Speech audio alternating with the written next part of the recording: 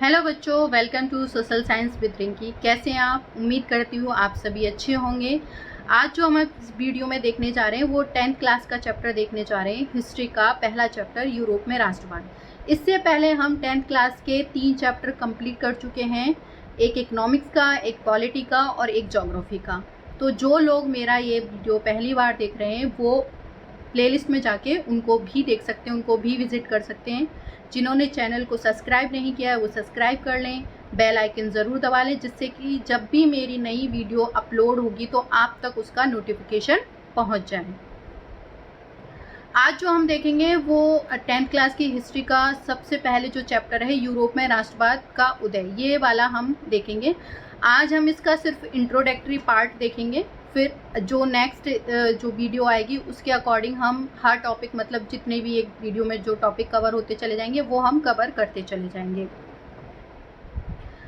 जो यूरोप में राष्ट्रवाद है, ये वाला जो चैप्टर है बच्चों के द्वारा कहा जाता है बहुत डिफ़िकल्ट। यहाँ तक कि जब शुरुआत में मैंने पढ़ाना शुरू किया था तो मुझे भी ये बहुत टफ लगता था, मुझे डिफ़िकल्ट लगता था। एक्चुअल में फर्स्ट टाइम पढ़ा था तो मुझे भी समझ में नहीं आया था, लेकिन बाद में आज के टाइम में अगर मैं देखूँ तो मुझे लगता है कि हाँ, बहुत अच्छा चैप्टर है। बट ये है कि जब आप हिस्ट्री को, मैंने आपको हर वीडियो में यही लाइन बोलूँगी कि जब आप हिस्ट्री को एक, मतलब ये सोच के नहीं कि इसमें डेट्स पढ़ते हैं, ये रटते हैं, वो सोच के ना पढ़ो। आप एक हिस्ट्री को हिस्ट्री की तरह लो, मतलब चीज़ों को, स्टोरियों को कनेक्ट करके चलो, चीज़ों को समझने की कोशिश करो, रियल लाइफ से रिलेट करो।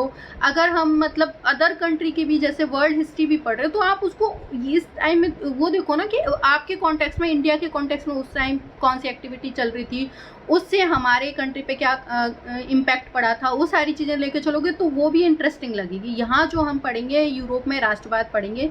अब आप सोचोगे कि मैडम मतलब इंडिया की हिस्ट्री बहुत है आज, तो मतलब यूरोप की हिस्ट्री पढ़ने की हमें क्या ज़रूरत है? बिल्कुल ज़रूरत है।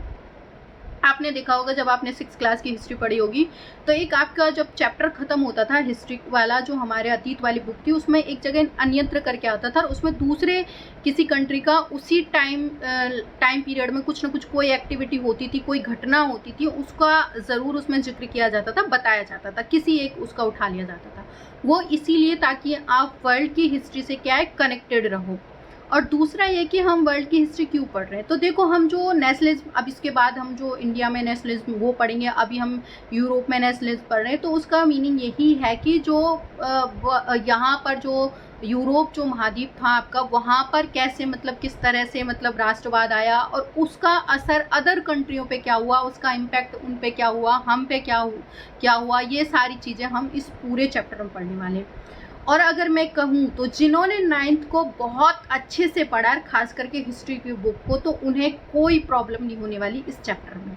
आप देखोगे ये पूरा चैप्टर आपका 9th क्लास की हिस्ट्री का पूरा एक निचोड़ है, एक ही चैप्टर में पूरी आपको 9th क्लास की हिस्ट्री की समरी दे दी, ये लगा लो।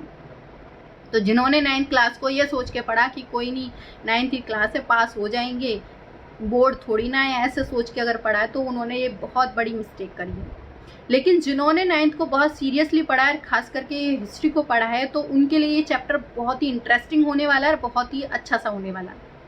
बिल्कुल भी आपको मतलब बोर फील नहीं होंगे और आपको चीज़ें मतलब खुद से याद रिकॉल करोगे, मतलब कनेक्ट करोगे, क्योंकि हर जो चीज़ है उसी से कनेक्ट होंगी। ये पूरा चैप्टर ही उसकी कनेक्टिविटी आपके 9th क्लास की हिस्ट्री से है। तो आज हम इसका एक पिक्चर दिख रही होगी बच्चों, यहाँ पर सबको एक पिक्चर दिखाई दे रही है, ये देखो, एक बार ये पिक्चर को देख लो।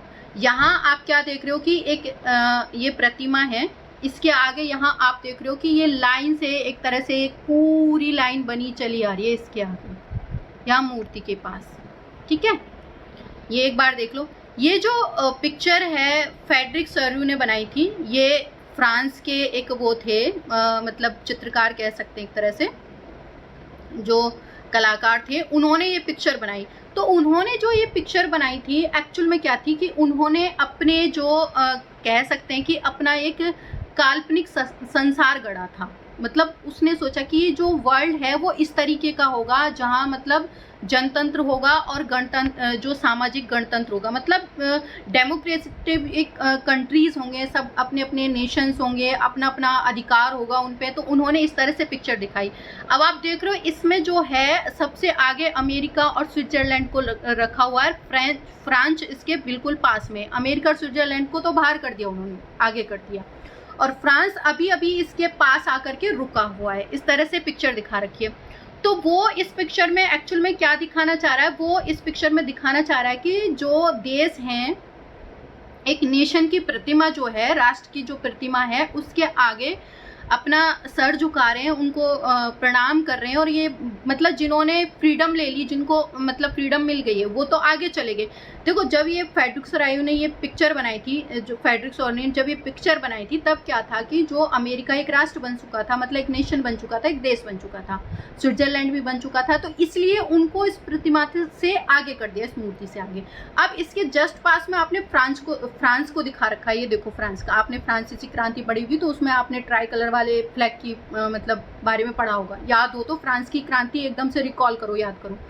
तो यहाँ आप देख रहे हो कि जो फ्रांस है वो इसके पास अभी अभी आके रुका है, मतलब इट मीन्स उसको अभी अभी फ्रीडम मिली है। फिर उसने बाकी के कंट्रीज को लाइन में रखा है। इधर आपने देखा कि जर्मनी, क्योंकि जब ये पिक्चर वो जो फ्रेडरिक सोरायू बना रहा था तो उस टाइम में जर्मनी इस पे वर्क कर रहा था, काम कर रहा था नेशन, राष्ट्र बनने पे।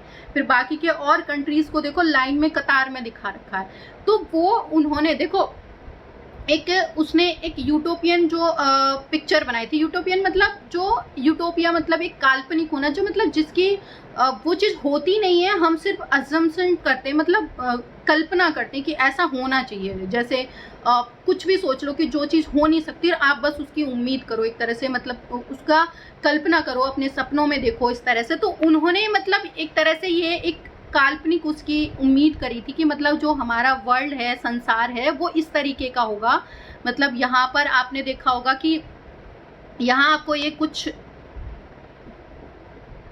चीजें पड़ी हुई दिख रही होंगी, ये विध्वंस वगैरह। तो ये क्या है, ये हमारे जो निरंकुशवाद है उसके एक तरह से विध्वंस, टूटे फूटे आकर ये पड़े हुए हैं। किसकी प्रतिमा के आगे? ये जो आपकी नेशनलिज्म की जो प्रतिमा है, स्वतंत्रता की जो प्रतिमा है, उसके आगे पड़े हुए मिल रहे। इट मीन्स इस टाइम पे नेशनलिज्म जो निरंकुशवाद है वो खत्म हो गया, एब्सोल्यूट में मतलब यहाँ पर खत्म हो चुका है। और अब क्या है, ये फ्री होने लगे, स्वतंत्र होने लगे, मतलब मोनार्क सिस्टम क्या है, खत्म। अब आप देखोगे कि इस पूरे चैप्टर में कैसे मोनार्क सिस्टम था, उसको कैसे हमने लोगों में नेशनलिज्म की भावना कैसे आई, मोनार्क सिस्टम कैसे खत्म हुआ, वो पूरा सब कुछ देखेंगे। तो आप देखो ये पिक्चर की हर एक चीज अपनी एक अलग कहानी कह रही है। यहाँ आप देख रहे हो कि यहाँ पर ये स्वतंत्रता के लिए लाइन में लगे हुए हैं, यहाँ विध्वंस पड़े हुए मिले रहे, निरंकुशवाद मतलब खत्म हो रहा है। ये देख रहे हैं कि वहां पर विध्वंस मतलब टुकड़े मिलना, इट मीन्स क्या है, खत्म हो रही है वो चीज। तो इस तरह से वो इसको शो कर रहा है। ऊपर आपने देखा कि ये जो स्वर्ग से जो आपकी परियां वगैरह जो इनको क्या है, जीसस वगैरह जो गॉड है, इनको क्या है, आशीर्वाद दे रहा है कि हाँ तुम सही रास्ते पे जा रहे हो, नेशनलिज्म के लिए जा रहे हो, तुम्हें आशीर्वाद है। यहाँ आप देखोगे कि उसके हाथ में ये एक टॉर्च जैसा दिख रहा है, तो इट मीन्स वो प्रकाश की क्या है, रोशनी दिखा रही है एक तरह से कि तुम मतलब अंधेरे से प्रकाश की तरफ जा रहे हो, लाइट दिखा रही है। यहाँ एक बुक भी है इसके हाथ में, जो मतलब आपका कह सकते हैं कि जो मानव अधिकारों की वो उसमें वो दे रखा है। तो ये सारी ये जो पिक्चर है पूरा मतलब ये एक पूरी कल्पना थी फ्रेडरिक सोरायू की। उसने एक कल्पना करी थी कि एक जो वर्ल्ड है, संसार है, वो इस तरीके का होगा जहाँ जनतांत्रिक और जो सामाजिक गणतंत्र से मिली हुई एक गवर्नमेंट होगी या सरकार होगी या इस टाइप का एक नेशन होगा, एक राष्ट्र होगा। तो उसने ये कल्पना करी थी। देखो जो ये वन लाइनर में बहुत बार ये क्वेश्चन पूछा गया है, और जब बच्चों में अगर कह रही होती हूँ कि क्वेश्चन ऐसे पुटअप किया जाएगा, ऐसे पूछा जाएगा, 1 मार्क्स में पूछा जाएगा, 3 मार्क्स में पूछा जाएगा, 4 में पूछा जाएगा, तो वाकई में वो ऐसा ही होगा। आप क्या कर सकते हो, आप अपनी जो जब भी मेरी वीडियो देखने बैठो तो आप एनसीईआरटी की बुक ज़रूर लेके बैठें, अपनी बुक, जिसमें आप वहीं पे अंडरलाइन कर लो और आप इम्पोर्टेंट मार्क कर दो कि यहाँ इस तरह से आपसे पूछा जाएगा। तो ये आपसे क्वेश्चन पूछा जा सकता है कि जो फ्रेडरिक सोरायू ने मतलब पिक्चर जो बनाई गई थी वो कब बनाई थी। तो ये 1848 में पिक्चर बनाई थी। उसने क्या किया था, तो उसने एक काल्पनिक मतलब ऐसे संसार की कल्पना करी थी, और किसके द्वारा, मान लो आपको एक पिक्चर दे दी और दिखा दिया कि ये पिक्चर किसके द्वारा बनाई गई थी, फ्रेडरिक सोरायू के द्वारा बनाई गई थी। तो इस तरह से वो क्वेश्चन पुट अप कर सकते हैं। फिर बाद में कि ये जो उनकी पिक्चर है 3 मार्क्स में ये पूछ लेगा कि वो कहना क्या चाह रही है, तो आप बता सकते हो कि ये मतलब फ्रीडम के लिए फ्रीडम की तरफ ले जा रही है। दूसरा जो निरंकुश तंत्र है उसको खत्म कर रही है, लोगों में राष्ट्रवाद की भावना पैदा कर रही है। इस तरह से आपको इसके जो पॉइंट्स और कवर करने को इसमें मिल जाएंगे। 3 मार्क्स में वो ऐसे भी पूछ सकता है। तो आपको क्या है, सिर्फ इसको समझना है। ये पिक्चर मैंने देखो, मैं डायरेक्ट आपको हमेशा देखो चैप्टर का मीनिंग समझाती हूँ। टॉपिक का मतलब जब भी आते हैं तो हम चैप्टर का नाम जो है उसका सीधा मतलब हम क्या मतलब सबसे पहले चैप्टर का जो टॉपिक है उसकी मीनिंग देखते हैं, लेकिन मैंने सीधा ये पिक्चर पे डिस्कशन किया। उसका रीज़न ही है कि अब हम जो नेशनलिज्म की तरफ जाएंगे कि एक्चुअल में जो नेशनलिज्म होता क्या है, उसकी भावना कैसे आई लोगों में, किस तरह से इसका उदय हुआ। जो यूरोप के जितने भी यहाँ किसी पर्टिकुलर एक कंट्री की बात नहीं हो रही, यहाँ पे यूरोप के जितने भी कंट्रीज हैं वहाँ की बात की जा रही है कि जो यूरोप में राष्ट्रवाद है वो किस तरह से फैला, उसका उदय कैसे हुआ और एक्चुअल में जो राष्ट्रवाद है वो क्या है। तो एक बार पहले मैंने ये पिक्चर आपको समझा दी है, लेकिन एक बार फिर इसकी रीडिंग कर लेते हैं, फिर मैं आपको जो नेक्स्ट जो भी होगा नेशनलिज्म की डेफिनेशन मतलब मीनिंग और ये सारी चीज़ें हम डिस्कस करेंगे। तो ये जो पिक्चर है वो फ्रेडरिक सॉर्यू की है। ये विश्वव्यापी जो प्रजातांत्रिक सामाजिक गणराज्यों का एक स्वप्न है, मतलब उसका एक कह सकते हैं उसका खुद का ये एक सपना है कि विश्वव्यापी जो प्रजातांत्रिक और जो सामाजिक गणतंत्रों का एक ऐसा राष्ट्र होना चाहिए, नेशन होना चाहिए। और ये उसने पिक्चर कब बनाई थी? 1848 में बनाई की थी। 1848 में एक फ्रांसीसी कलाकार फ्रेडरिक सॉर्यू ने 4 चित्रों की एक श्रृंखला बनाई। इसमें उसने सपनों का एक संसार रचा जो उसके शब्दों में जनतांत्रिक और सामाजिक गणतंत्रों से मिलकर बना। तो इसको आप अंडरलाइन कर सकते हो कि उसने क्या किया था कि यहाँ तक इसको कर सकते हो आप अंडरलाइन कि 1848 में उसने 4 पिक्चरों की एक श्रृंखला बनाई और फिर उसमें अपने सपनों का मतलब वो जिस नज़र से देखता था कि इस तरह से उसका विश्व मतलब होना चाहिए, उस तरह से उसने उसको रचा।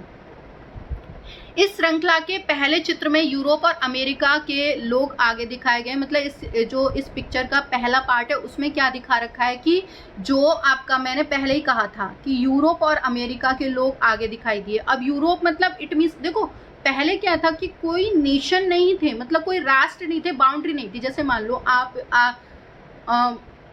जैसे ये है, ठीक है, यहाँ आप इस जगह रह रहे हो, ठीक है, और ये यहाँ पर रह रहे हैं। मान लो यहाँ के राजा ने मतलब रात को सोते सोते सोचा कि सुबह मैं यहाँ पर इस 7 वाले उस पर अटैक कर लूँगा और इस पर आक्रमण कर लूँगा और अपने राज्य में मिला लूँगा और इस तरह से मेरा बढ़ जाएगा, साम्राज्य बढ़ जाएगा।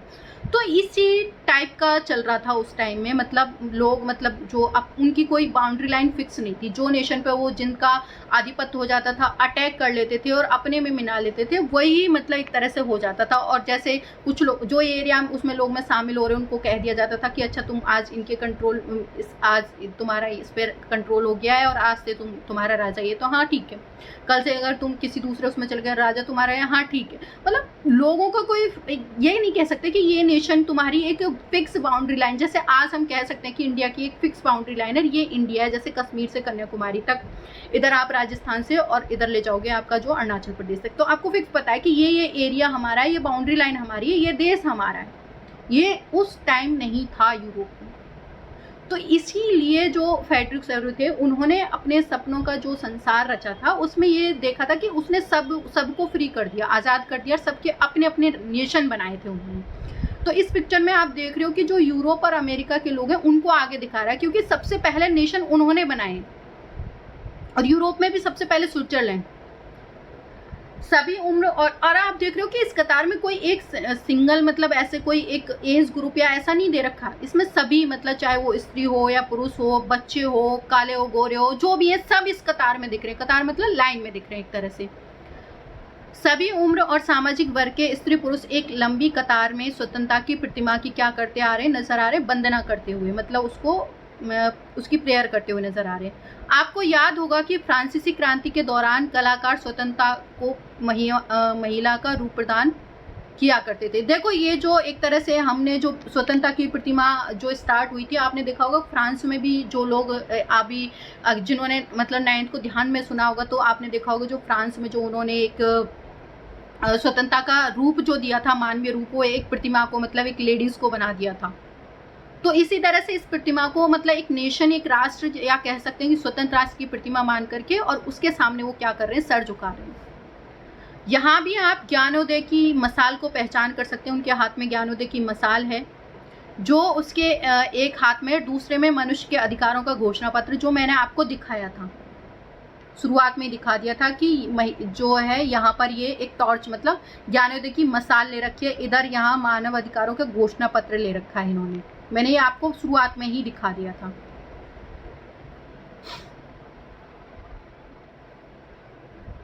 जो उसके एक हाथ में, अच्छा ठीक है। प्रतिमा के सामने जमीन पर निरंकुश संसाधनों के ध्वस्त अविशेष बिखरे हुए हैं। ये भी मैंने आपको बता दिया था कि ये प्रतिमा के जस्ट सामने जो निरंकुश राजतंत्र है उसके ध्वंस बिखरे हुए हैं। इट मीन्स ये अब खत्म हो गया, मतलब निरंकुशवाद खत्म हो गया। सौर्यों के जो कल्पनादर्श या यूटोपिया में दुनिया के लोगों के लिए अलग राष्ट्र के समूह में बटे हुए हैं, जिनकी पहचान किससे हो रही है, मतलब उनके कपड़ों से की जा रही है कि ये अलग अलग नेशन के लोग दिखा रखे हैं। इनकी पहचान हम कैसे कर सकते हैं, इनके कपड़ों से, इनके फ्लैग से, इससे हम पता कर सकते हैं। स्वतंत्रता की मूर्ति से कहीं आगे इस जुलूस में नेतृत्व कर रहे हैं, मतलब जो पोशाक में है, और स्वतंत्रता की मूर्ति में कहीं आगे इस जुलूस में नेतृत्व कौन कौन कर रहे हैं। तो इसका आगे नेतृत्व या कह सकते हैं लीडरशिप कौन कर रहे हैं, संयुक्त राज्य अमेरिका और स्विट्जरलैंड, जो अब तक क्या बन चुके थे, राष्ट्र राज्य। उन्होंने इनको आगे क्यों दिखाया, लीडरशिप में क्यों दिखाया, क्योंकि इस टाइम पर ये दोनों नेशन बन चुके थे जब ये फ्रेडरिक सरायू ने ये पिक्चर बनाई थी तब तक। तो फ्रांस के जो क्रांतिकारी तरीके से पहचाना जा सकता है। हम जो फ्रांस को, मैंने पहले ही कहा था कि आप पहचान सकते हो, आपने जो फ्रांसीसी क्रांति जब पढ़ी होगी तब आपने देखा होगा फ्रांस का फ्लैग कैसा था, क्रांतिकारी फ्लैग ऐसा ही था, ट्राई कलर वाला, ट्रायंगल कलर वाला। प्रतिमा के पास जो अभी अभी पहुंचा है, जो अभी अभी प्रतिमा के पास पहुंचा है, इसके पीछे आप जर्मनी के लोगों को काला और लाल सुनहरा झंडा थामे, यहाँ पर आप ये जर्मनी का फ्लैग दिख रहा है, ये देखो लाल काला और सुनहरी झंडा देखे हुए दिखेंगे। उसके बाद आपको दिलचस्पी यह है कि जिस समय सरायू ने ये छवि निर्मित की थी, जर्मन लोग तब तक संयुक्त राष्ट्र का हिस्सा नहीं बने थे। देखो इंटरेस्टिंग जो बात है वो ये है कि जब सरायू इस पिक्चर को बना रहा था तब तक जो जर्मन लोग थे वो एक संयुक्त राष्ट्र नहीं बने थे, मतलब जर्मनी उस तरह से संयुक्त राष्ट्र नहीं बना था। जो झंडा वे थामे हुए हैं वह 1848 की उदारवादी जो उम्मीदों की अभिव्यक्ति है, कि मतलब जो पिक्चर है वो उनके नेशन की मतलब इस तरह से नहीं थी। वहाँ उस टाइम जो उदारवादी जो लोग थे उनकी उम्मीदों की एक अभिव्यक्ति है कि हमारा जो इस तरह से नेशन होगा, ऐसे फ्लैग होगा, वो है, जिसमें अनेक जो जर्मन भाषी रियासतों को एक प्रजातांत्रिक संविधान के अंतर्गत एक राष्ट्र राज्य में गठित करने की चाह थी, कि मतलब वो चाहते थे कि जो जर्मन है वो कैसा बने, एक प्रजातांत्रिक संविधान के अंतर्गत एक राष्ट्र राज्य का गठन करे, मतलब ये वो उस टाइम सोच रहे थे कि इस तरह से बनाए। तो जर्मन लोगों के बाद ऑस्ट्रिया दिख रही है आपको, 2 सिलसियों की राजशाही दिख रही है, लंबार्डी दिख रहा है, पोलैंड दिख रहा है, इंग्लैंड दिख रहा है, आयरलैंड दिख रहा है, हंगरी दिख रही है, रूस दिख रहा है, ये सारे आपको दिख रहे हैं। और ऊपर से स्वर्ग से ईसा मसीह, संत, फरिश्ते इस दृश्य पर अपनी नज़र जमाए और चित्र ने इसका इस्तेमाल दुनिया के राष्ट्र के बीच भाईचारे के रूप में किया था। देखो ये आप देख रहे हो कि यहाँ इस पिक्चर में मतलब जो आपको ये सारी चीज़ें, आपको फरिश्ते वगैरह, संत वगैरह, ये आपको आशीर्वाद देते हुए नज़र आ रहे हैं यहाँ पर, ठीक है, ये इस तरह से नज़र आ रहे हैं। और ये पिक्चर ने जो एक तरह से हम कह सकते हैं कि पूरा जो ये पिक्चर है इसने पूरी दुनिया को राष्ट्र के बीच, मतलब जितने नेशंस हैं उनके बीच में भाईचारे का प्रतीक के रूप में इस पिक्चर को दिखाया है। तो आज के लिए यही इतना ही काफ़ी है। इंट्रोडक्शन हम पढ़ चुके हैं, पिक्चर के बारे में पढ़ चुके हैं। कल जब हम नेक्स्ट टॉपिक कवर करेंगे उसमें हम नेक्स्ट टॉपिक कवर करेंगे नेशनलिज्म के बारे में पढ़ेंगे, यूरोप में किस तरह से इसकी भावनाएं आई, ये सारी आगे हम पढ़ते चले जाएंगे topic wise. Thank you so much video देखने के लिए, और जिन्होंने चैनल को सब्सक्राइब नहीं किया है वो सब्सक्राइब कर लें, बेल आइकन ज़रूर दबा लें, जिससे भी जब भी मेरी नई वीडियो अपलोड हो तो आप तक नोटिफिकेशन पहुँच जाए।